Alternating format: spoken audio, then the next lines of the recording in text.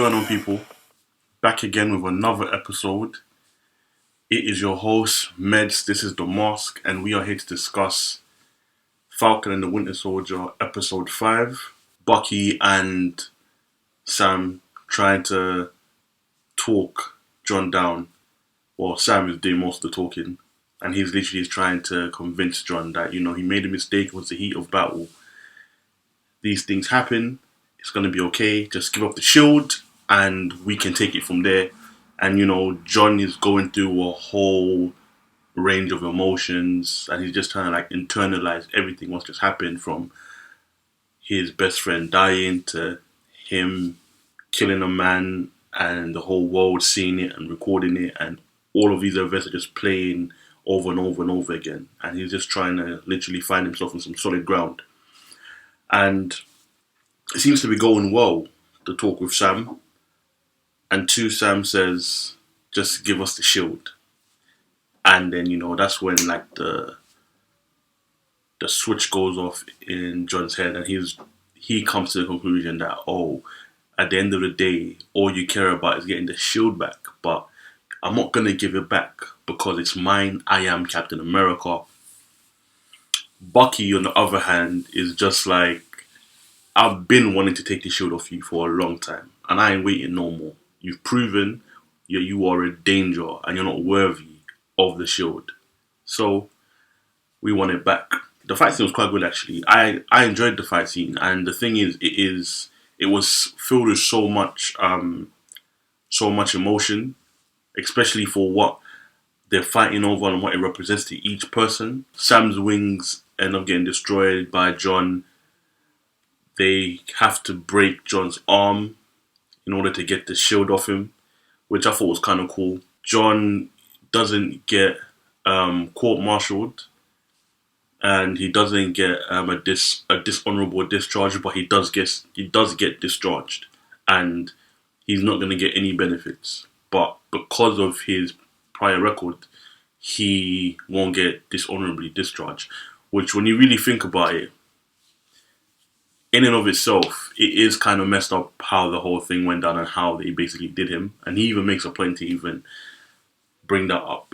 He did exactly what he was told to do, what he's been trained to. He's there sitting down, talking to his wife about how he's going to have to go to see the Mars parents.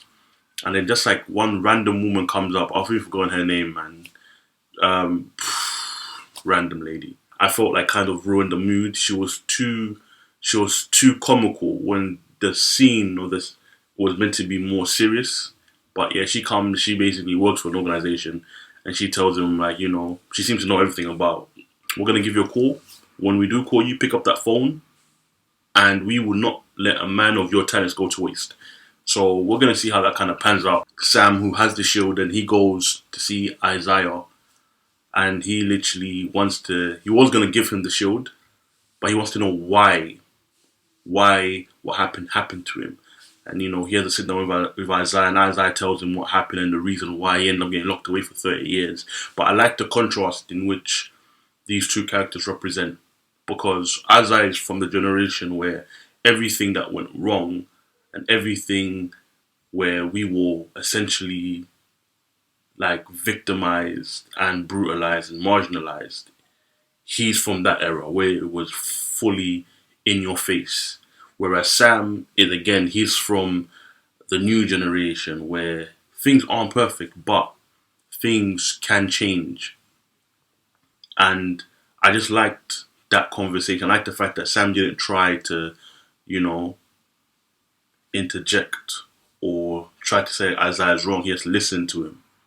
But you can tell that they stand on two different sides of it. Isaiah is the past and the pain and the hurt that was done, and because of that, he's of the mindset that no black man should be Captain America. No self-respecting black man should want to be Captain America. And 100%, we know from the history, we know that America's always meant two things for two sets of people. The American dream is not the black American dream. Yeah, I thought that interaction between the two was quite good. And to be honest with you, I feel like if that was the whole journey of Sam throughout the whole season, I thought that would have been even better. But we'll save that for later. And then yeah, so Sam goes back home. Before Bucky came to see him, he goes to apprehend Zemo. Zemo is of the mindset that Bucky was there to kill him, and he had made peace with that because he understands why Bucky would want to kill him for what he's done. But then Bucky doesn't kill him; he turns him into the Wakandans, and I feel like that's growth from Bucky's part. It shows you that he's trying to walk a different path. But as well, I also like the characterization of Zemo because it shows you that he is a man of principle. So I was a little bit upset that Zemo's gone because I did gravitate and like him. Bucky, Sam having a conversation about what it means to be Captain America and what it means to hold the shield. And I even like the fact that Sam and Bucky had a real conversation, and Bucky even said that I don't think me and Steve thought of what it meant to give the shield to a black man, like to ask a black man to be Captain America. Because again, like when you're walking like in your privilege, if you're not aware of it, you're simply not aware of it. But I like the fact that once he came to understand it, he apologized to Sam for just automatically assuming that like you'd want to be Captain America, like you should be Captain America, because again, there's a lot that goes into it, and the relationship with that whole symbol is very complicated. But I like their interaction. I like the conversation what they had, in where Sam basically gives Bucky some advice and tells him that all this time you've been avenging, you've been trying to right the wrongs of what you did as the Winter Soldier by going and stopping the people that you used to work for. But the truth of the matter is that was to help you. You were doing things so you would feel better. But what you need to do is do something for the people that you hurt, and not look at it from what would you gain, but it's what they need. So even if you need to give closure to somebody, then start with one person. And even in the conversation, it was a case of where both of them were kind of letting go of what Steve would do.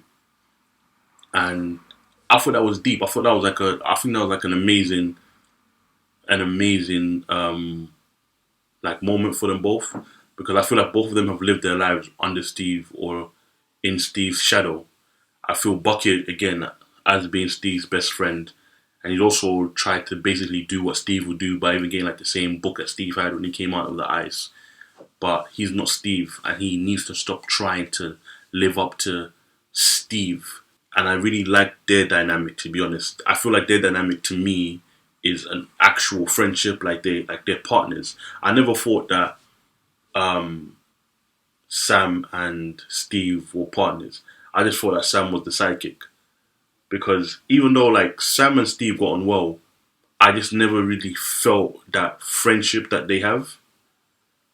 Whereas with Bucky and Sam, they feel more like friends. Sharon Carter, and I'm telling you, like I said before, innit, I told you, man, that woman's a power broker.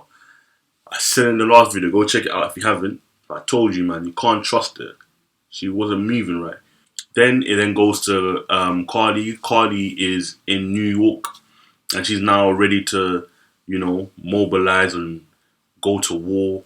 She's basically now like fully about that terrorist life. And one of her associates is all like, oh, like, are we really gonna do this? Like, are we now working with criminals? But she just responds like, haven't you heard? We are criminals. And I'm just like, bro, she was out here blowing up buildings with people in there. What the hell are you talking about? Like, she's been going down this road. Zemo was right. Sam was given a case by Bucky because, Bucky called in a favor to the Wakandans. But even like the case, man, they were moving like it was Pulp Fiction.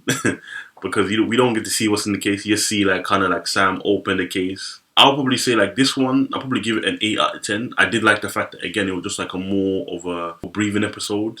It just allowed you to connect with these characters on a human level, which I thought was kind of cool.